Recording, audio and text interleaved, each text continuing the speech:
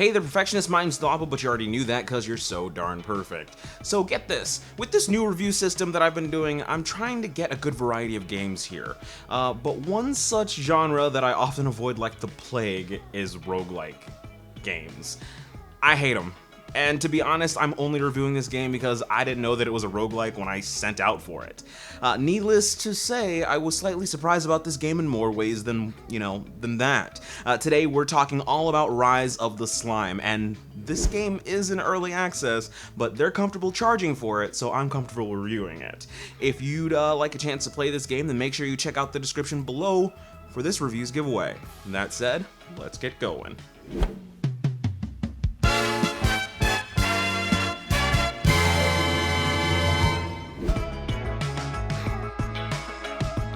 So when I sent out for a code for this game, it may or may not have been entirely due to its art style. I mean, look at it. It's freaking adorable.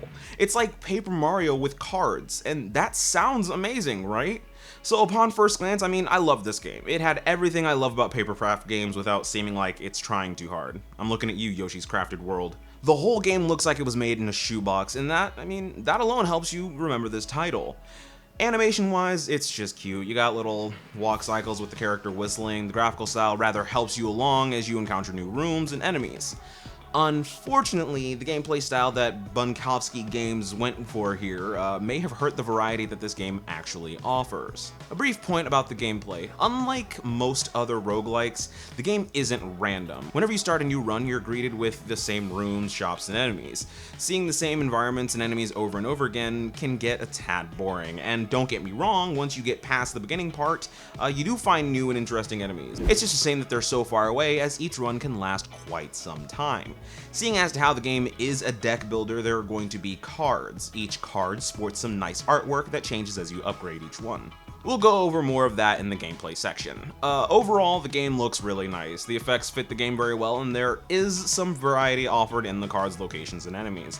Like I mentioned, it's just a shame that they're so far away from when you start. I think I would have liked to see a customizable or randomized slime each time you start. That would have been really cool. It's in early access, so there is still some time to see some wonderful things added and tweaked, so who knows.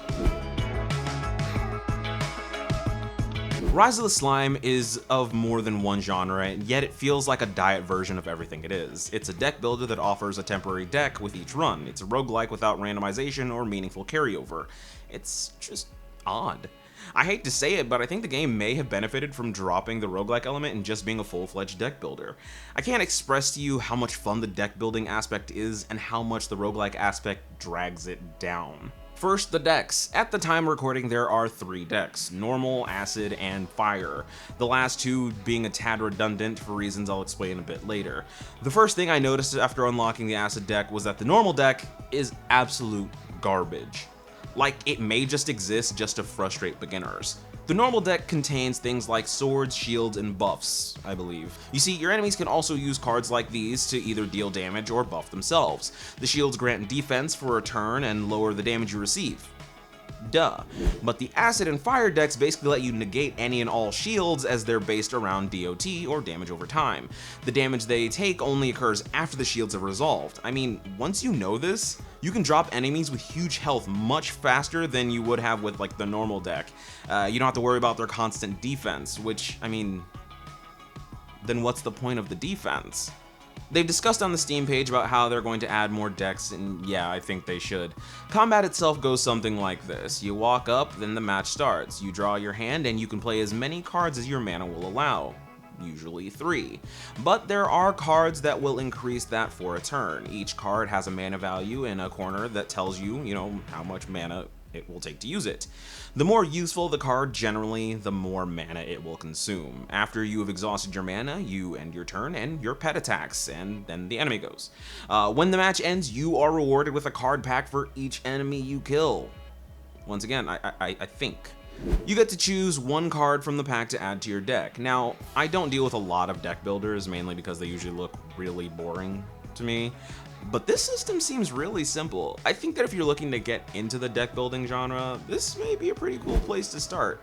But like a zit on prom night, the roguelike element appears. And I say element singular because the only real thing I noticed that was really roguelike is the fact that when you die, you start over.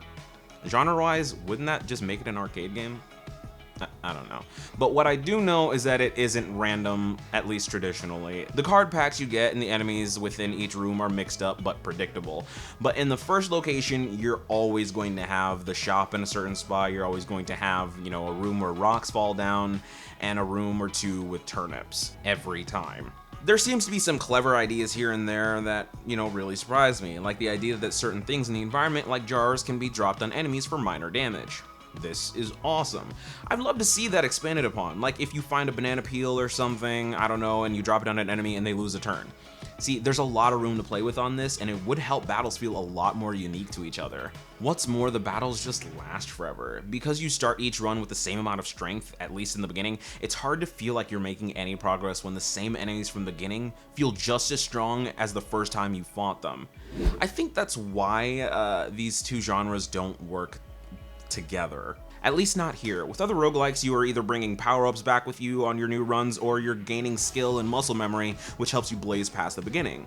Games like Wizard of Legends and Downwell are really great at this. What I will say is that I can at least tell that they're trying. Some runs of the first level took me to about like 20 minutes, others took me 40, so there's definitely some advancement. Upgrading cards is a money trap though. I wasn't aware of it at the beginning, but you get to take your gold back when you die. There are permanent upgrades that you can buy that help you out a little.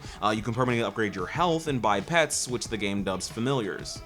But they're pets. They're too cute not to be. But like I mentioned before, neither of these things help you get past the beginning that much faster. I think some sort of point system that allows you to either pick a card or cards from your deck when you die and permanently add them to your deck when you start over, that would have been cool. Just something to give me the sense that I'm getting stronger.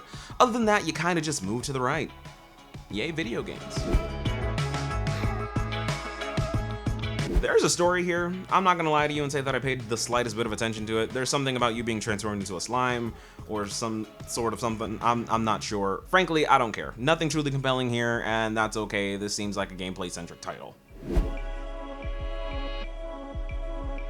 The game is currently being sold on Steam for $10, which is just fine, but I must reiterate that this is an early access title. I think this is a good time to get in there though. The main reason is because the devs have made it clear that they intend to increase the price of the game once new features are added, which I think is a weird practice, but I get it.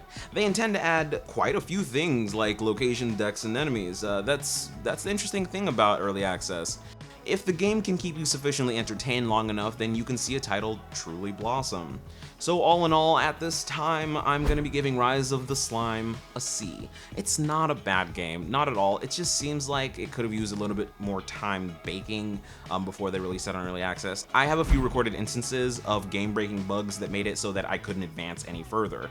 So if you're willing to take a chance on it, then by all means, I think you'll enjoy a few of the mechanics. Just know that you're in for, you know, what is now a slightly shallow experience with definite potential.